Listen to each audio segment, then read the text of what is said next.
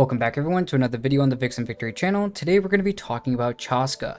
Now looking at CHASCA, she is the brand new character that we have talking about our character archive because she was just released. Obviously with the new banners we're going to be talking about all 5 characters, and yes, that means the 2 5-star on banner characters for the limiteds. That's going to be CHASCA today, and in the future we'll be putting out a Linny video, and then we'll talk about the 3 4-stars that are on the banner as well. But let's go ahead and talk about CHASCA. So as you can see, with her as being kind of this idea with her as a character, you can already see her look, and you can also see that she is an Anemo character falling into the Anemo DPS type of role.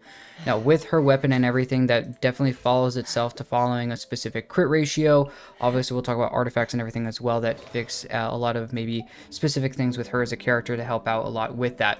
But overall, let's go ahead and talk about her talents in a leveling priority. The trial levels everything, no matter what character it is, so even if something like the normal attack on someone like Xiangling or Fischl or Diona isn't exactly super necessary, they just level everything to level 8 so that you can have free reign when you're trialing the character. So if you even want to do some of those interesting different builds, and you can do so. And so I wanted to say that mainly because the damage that you get from CHASCA's normal attack is not going to be something that you level. So the talent that you go here in the normal attack talent isn't something that you level really at all, and that's mainly because the damage that you get from her Knight's Blessing state, the major way that she does damage is through her skill.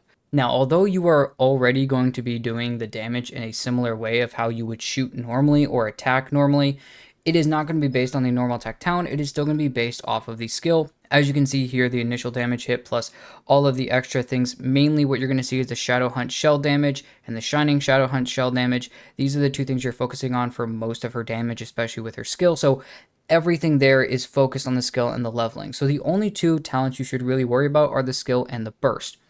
Personally, for me, I think both the skill and the burst are on the same playing field because the burst is doing, and we'll go over into this in the talent info, they're basically doing the same thing. The skill is just doing it a little bit more often, and as you can see, the damage numbers can be a little bit higher as well in the burst because it is only happening 1 time. Now, with a lower energy cost like that, it is pretty easy to get the burst back, but it's not really something like ER. It really isn't something that you're really focusing on with her. It's just something that you use when you have it. And thankfully, it's not something like a Wanderer Burst or something like that where it's kind of not crazy comparatively. The damage actually in her burst is actually pretty good. But let's go ahead and talk about the talent info in the skill, which is once again the major way you're doing your damage. When you use your skill, you will deal Nightsoul aligned AoE damage by using it. After you use the skill though, CHASCA will gain 80 Nightsoul points and enter her Nightsoul Blessing state. When you get into this state, over time, CHASCA will slowly consume Nightsoul points. When Nightsoul points are fully depleted or the skill is used again, CHASCA's Nightsoul's Blessing state will then end. But her Nightsoul Blessing state while she is in it will have the following traits. You will mount the Soul Sniper Ritual Staff, which is basically a huge gun. If you know what Star Rail is, it basically, we have Boot Hill basically in this game basically now. But basically you will increase CHASCA's movement speed and interruption resistance while you're in this state.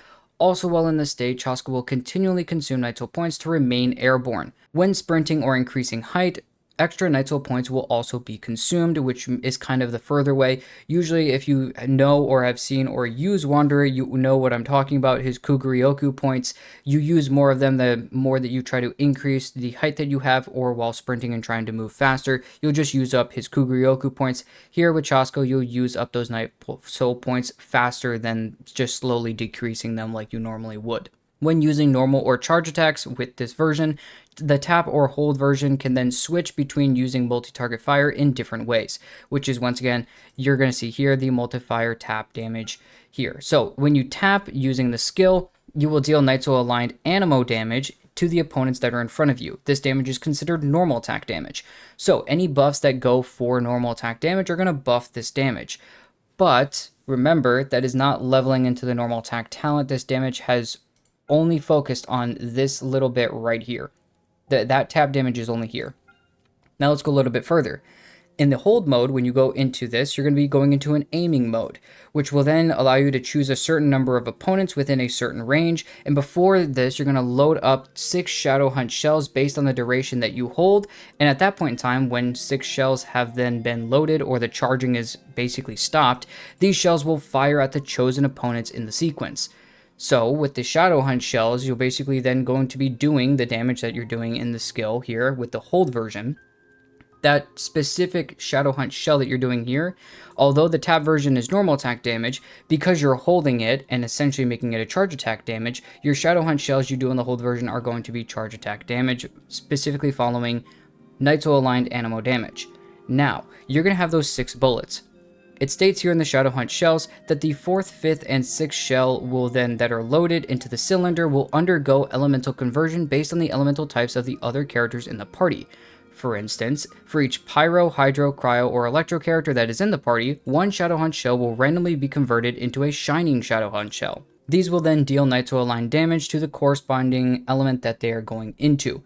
This damage is also considered charge attack damage. The shells are then loaded into the cylinder and are fired starting from the last Shadow Hunt shell to be loaded in a last in, first out order. So basically that means you'll have in the top left, and let's just go ahead and do that.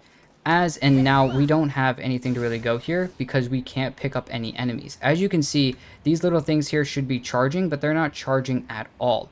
So we're just going to basically get out of that so you don't use up any phlogiston. But that's kind of the major way of you going into your skill. But let's go a little bit further and actually show you when you're going against enemies how to actually use this, and how your Pyro, Electro, and your Cryo will actually change your 4th, 5th, and 6th shell that you see right here. So as you see, your 4th, 5th, and 6th will then change into Pyro, Electro, and Cryo once we get over into the attack phase of going in it. You have to literally lock on to enemies to do this. So as you see here, even without going into anything, the first 3 are going to be focusing into that and then immediately switching over into your other different hits here. So you can see those bullets are slowly changing. Now there's some other things about here. Obviously with the tab version, it's just doing Anemo damage. But as soon as I switch back over and go into this other type of damage, we start switching and focusing into different types of damage that we're doing. So there's lots of extra ways to go and around and use this, but that's just basically the way that you should be kind of focusing into using her for now as well.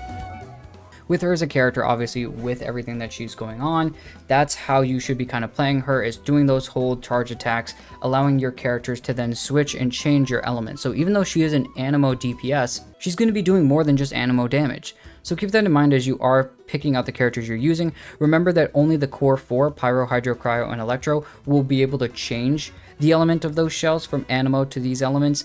Any other element will not switch, and they will stay as Anemo instead. Now let's talk about the burst. With the burst, it states that CHASCA concentrates her will, basically going to do a huge Nitro aligned AoE damage hit. Afterward, the Gale Splitting Soul Seeker shell will split into 6 Soul Seeker shells, and at that point in time, they will attack nearby opponents. This initial damage hit is going to be Gale Splitting Soul Seeker shell damage. That is going to be AoE Anemo damage. Now, these Soul Seeker shells will be initially Anemo damage, but any element, just like the skill, if they are Pyro, Hydro, Cryo, or Electro for the party members, 2 of those Soul Seeker shells will undergo elemental conversions to become Radiant Soul Seeker shells. What that means is that your Soul Seeker shells, this is initially if you had no Pyro, Hydro, Cryo, or Electro characters in the team. As soon as you have one of those other ones, 2 of those 6 bullets that you use in the burst are now switching from Soul Seeker shell damage into Radiant Soul Seeker shells and doing this type of damage.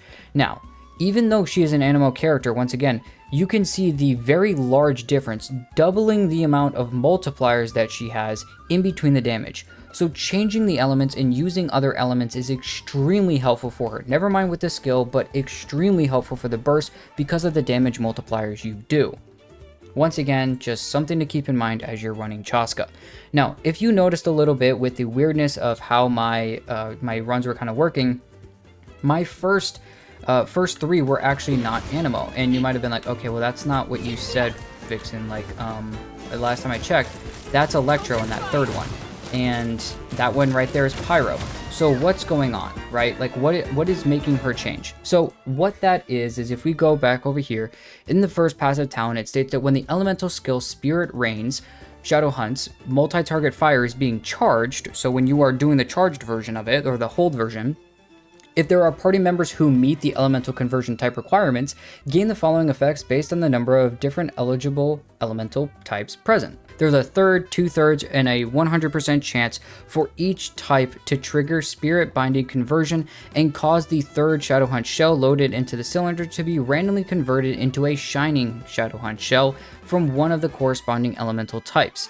This means that you can have the third bullet now change, which means now instead of 3 out of 6 of your bullets changing, now 4 of them are going to be changing into different elements. Each elemental type will grant CHASCA 1 stack of Spirit of the Radiant Shadow, increasing the damage of Shining Shadowhunt Shell by 15, 35, and 65%. Basically, the amount of changes that you do here. So the different types of characters, the better. So once again, if you have more of the core 4, if all 3 of them are the core 4, you're getting a 65% damage increase as well.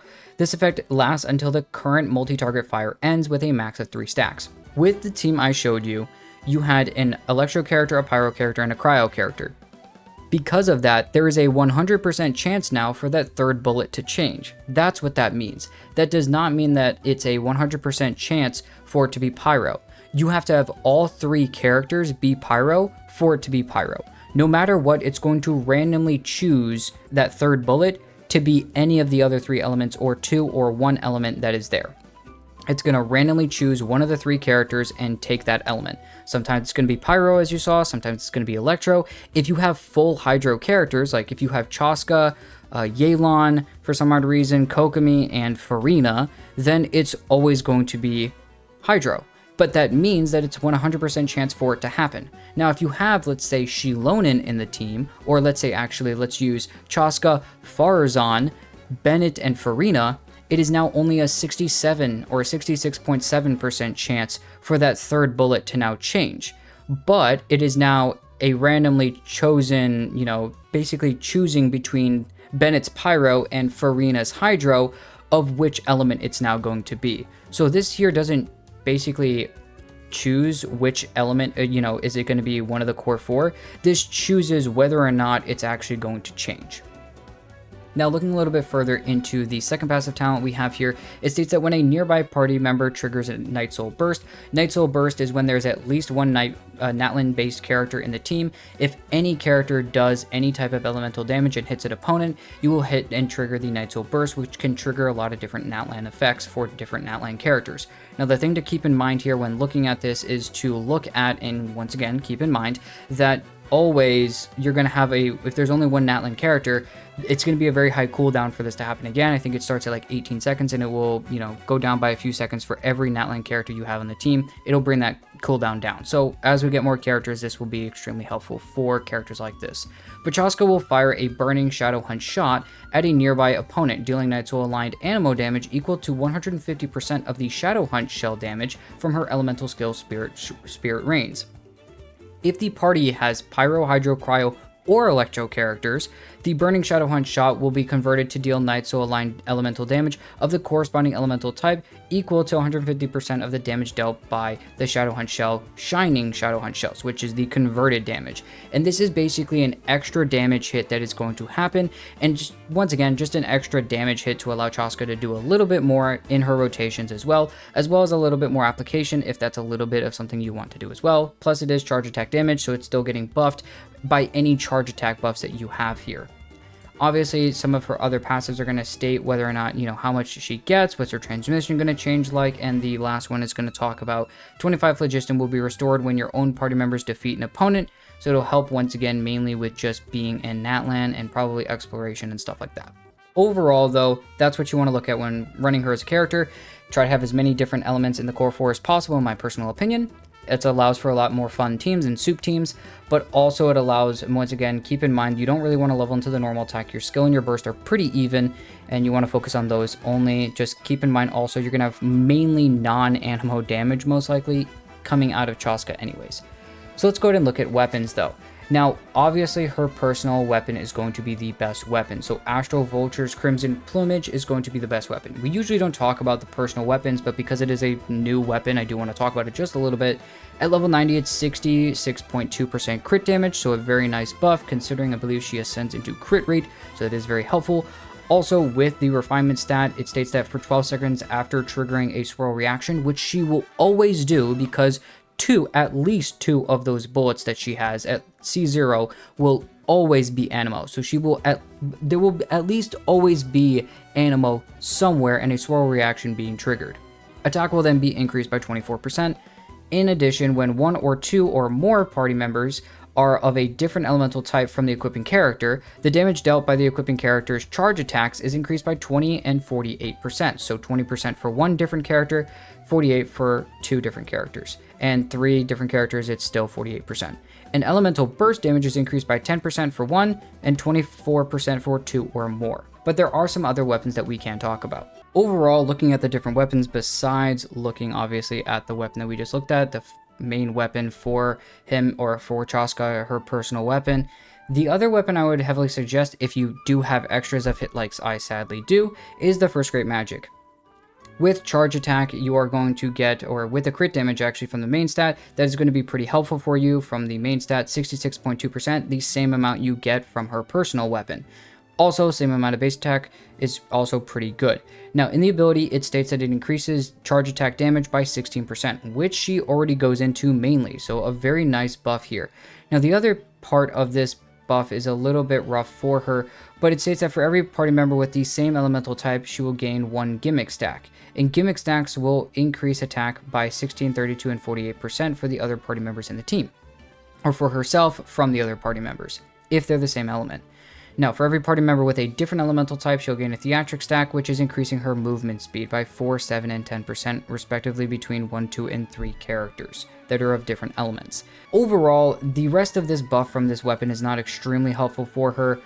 The only way that it could be kind of helpful is if you're running another animo character for some odd reason, because once again, your C in her kit, the only way I would maybe say is like a C6 Farazan to just increase her personal damage, or maybe a viridescent character to decrease the other elements that you're using. So if you're using maybe two pyro characters with CHASCA and a viridescent swirler, you're increasing elemental damage bonus of that element that you swirl, as well as decreasing you're decreasing the resistance on the enemies that you swirl for the element, so that allows the other characters in the party to do more damage. And CHASCA, considering she's going to be doing, most likely that swirlable element that you just swirled from your party members, she's going to be doing that damage.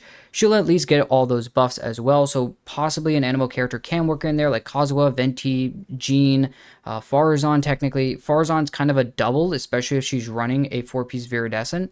She can be both good and bad for you. It depends. Usually with the C6 Farazan, you're usually running tenacity anyways, but if you happen to be, technically it can be helpful. She's increasing animo damage bonus. She's decreasing the resistance shred, I believe, as well. And also the animo resistance shred she's doing as well. So that's a kind of, a good buff for her animo damage, although it's not a lot, once again. So that kind of does take away a little bit. But you are having the viridescent shred as well come through that as well. So if you do have your Farazan on it, it can work. Personally, I still think that the other 3 characters should be anything of the core 4 should be better in my personal opinion. Now, beyond the first great magic, we have something like Skyward Harp. Skyward Harp is a great weapon in my personal opinion, just because it is a crit rate main stat weapon. So crit main stat weapons are always pretty good in my mind. It has a high base attack as well. And it also does increase crit damage by 20% at R1 in its refinement. Also, hits have a chance to basically do some extra physical attack damage, which you don't really care too much about, but honestly, the 22% crit rate with a high base attack and the 20% crit damage can be pretty good as a stat stick for any character. So obviously, someone as a damage dealer like CHASCA is going to love it, considering she's going to want to build into crit. Now, looking a little bit further, there are definitely some other weapons, things that are going to be, stat stick technical weapons, anything that can help. Obviously, something like this could be helpful as well. Amos's Bow, it helps charge attack damage, and the farther things fly, you can technically get more damage. So I guess technically some of these things can work for the weapons that we go through, and they can be technically helpful. Something like Aqua Simulacra is also a pretty good buff, just because the high amount of crit damage, once again, can be helpful just because of the stats that are on the weapon. Also, you have something like Hunter's Path, which is Tainari's weapon actually, and his weapon is going to increase crit rate with 44.1%. I wouldn't necessarily go for this weapon for her, just because you're going to get basically a lot of crit rate already from the 4-piece set that you're going to run with her most likely. But once again, you still can use this. It'll just give you an extremely high crit rate, which is fine because the ability gives an all elemental damage bonus. Now, it does increase charge attack based off of elemental mastery at a certain extent, so it does force her to have a little bit of EM on her, but that can be kind of moved around and changed as you are running and using her. Some of the other weapons can be good as well, things like Thundering Pulse and Polar Star, depending on the weapon choice that you desire and want, and the crit ratios that you need or have, and the weapons that you just have extra of because you lost, going after a weapon. You can use a lot of those weapons on her, just for stat sticks. But if we look at some other weapons, things like Viridescent Hunt, once again, more of a stat stick weapon going into crit rate. These are the battle pass options that I'm more or less looking at. Something like Scion of the Blazing Sun is also another weapon that you can go into, more of a stat stick as well as it is another battle pass weapon. It does throw some extra damage out, as well as opponents, as soon as you do a charge attack, it will hit them with the Heat Seer, which will then put the Heat Seer effect on them, or the Sunfire Arrow that hits the Heat Seer effect. And while doing that, then that will allow them to take more charge attack damage. So Sign of the Blazing Sun is probably a better weapon than something like Viridescent Hunt, but I do want to talk about both of them because of the main stats that they have. Any of the attack percent bows obviously can be pretty helpful as well. I would stay away from any of the EM weapons. Nothing against them really necessarily, but I just wouldn't really run with them. Something like Rust is something I would stay away from though. Although it is an attack percent main stat weapon, you're going to lose a lot of damage. I know it's only 10%, but it is still it is still just taking away damage, and that's just never good.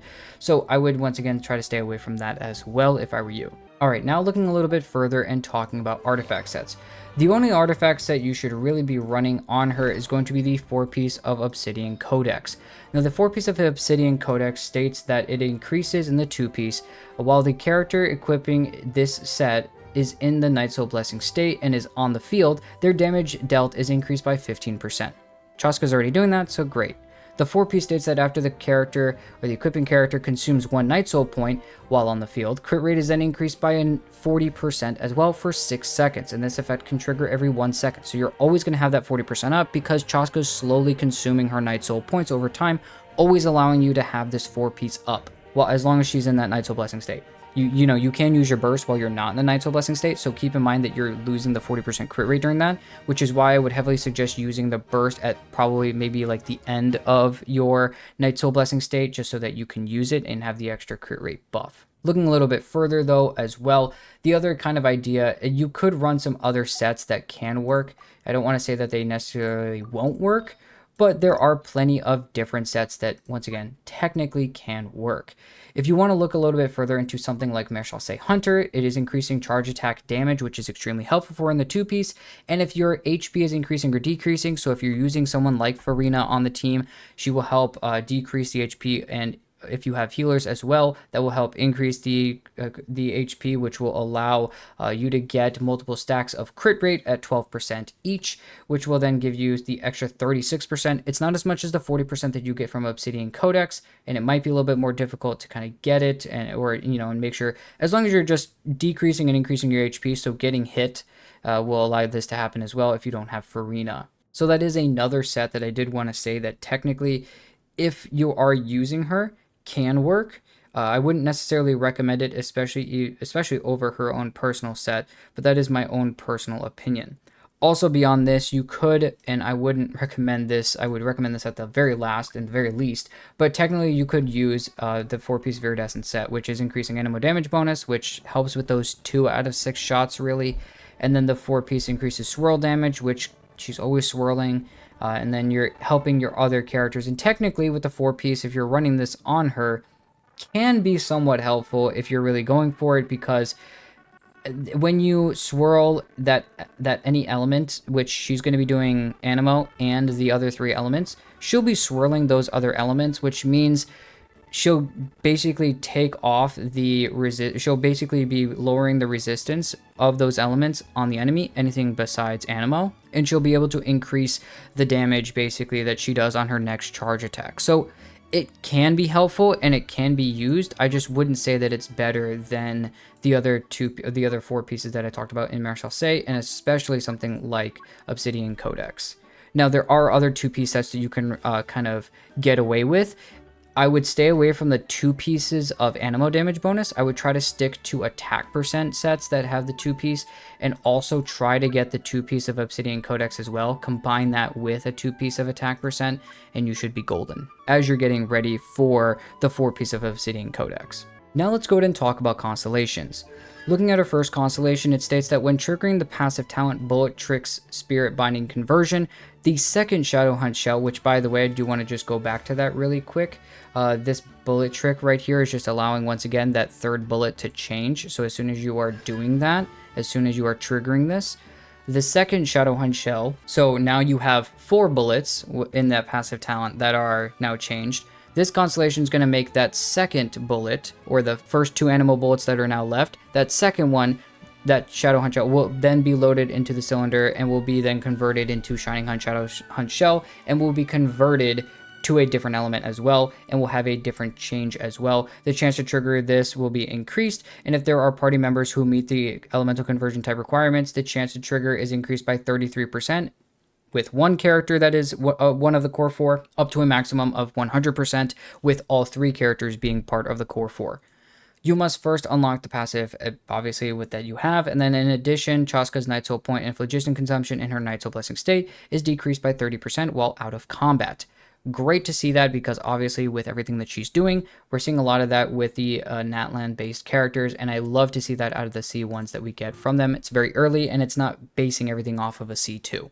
Speaking of the C2, it states that when CHASCA takes the field, she will obtain 1 stack of Spirit of the Radiant Shadow from the passive talent Bullet Trick, which, if we go back to Spirit of the Radiant Shadow, in Bullet Trick, Spirit of the Radiant Shadow is going to increase your Shining Shadow Hunt Shell damage, so the damage in the elements that are now converted, so the bullets that are different elements besides Animo, that is basically getting you the extra stacks to do more damage for them. You will then get an initial stack as soon as you take the field, so you only have to then get 2 more stacks instead of the initial 3.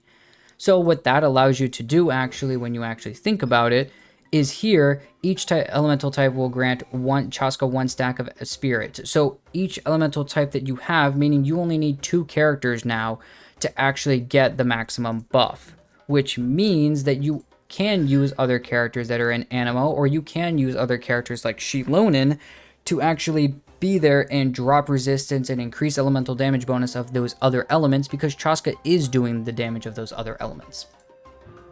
Looking at this though, it states that in addition to this, when the Shining Shadow Hunt Shells from Spirit Rain's multi-target fire hit opponents, they will deal AoE elemental damage of the corresponding elemental types of the Shining Shadow Hunt Shells, equal to 400% of CHASCA's attack.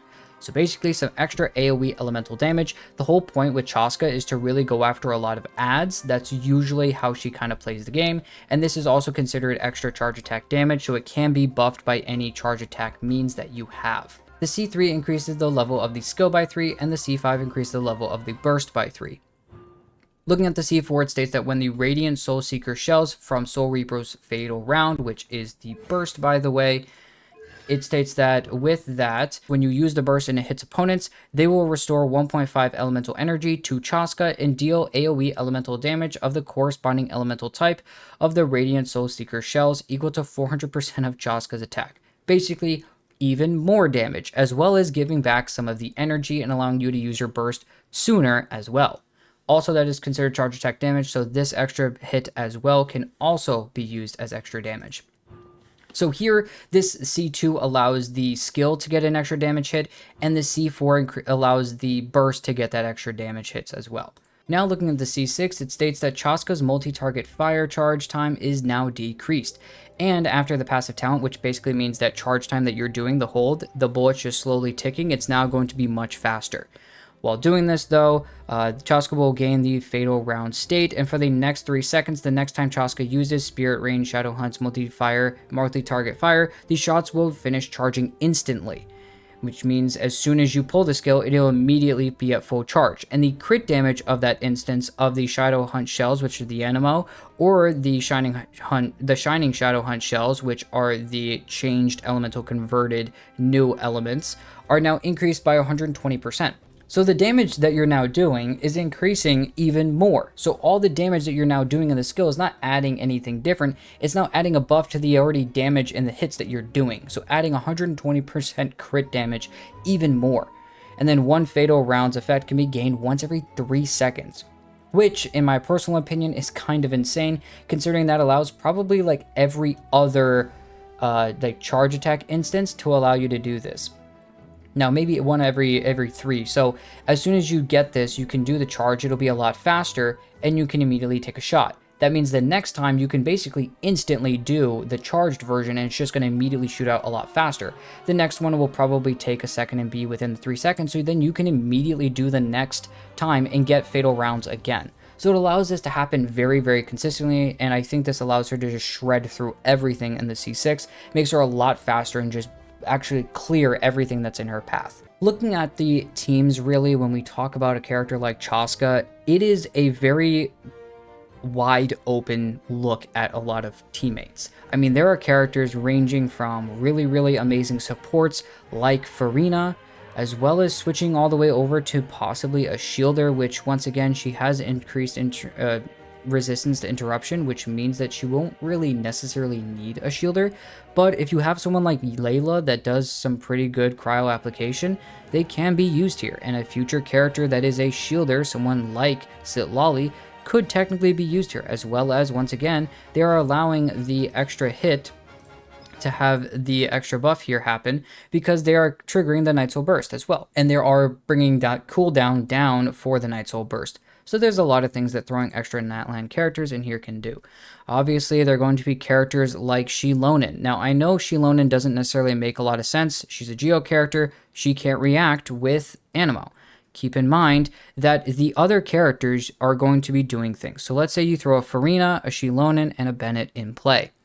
If you throw down a Bennett burst and you apply Pyro to an enemy, you throw out a Farina skill, you get some Hydro on some other enemies, and you go in with Shilonen and hit both of them multiple times and create Crystallize with both of those elements and shields, no matter what, CHASCA is going to be taking damage from those characters, meaning she's going to be taking elements from those other characters, and CHASCA can then use that, and then with the Shilonen giving the resistance shred as well as the elemental damage bonus from the set that she has, that she's most likely wearing, you can now give a lot of buffs to the Shining Shadowhunt shells that CHASCA will do, which allows CHASCA to have a lot more playtime with those elements and have them a lot higher.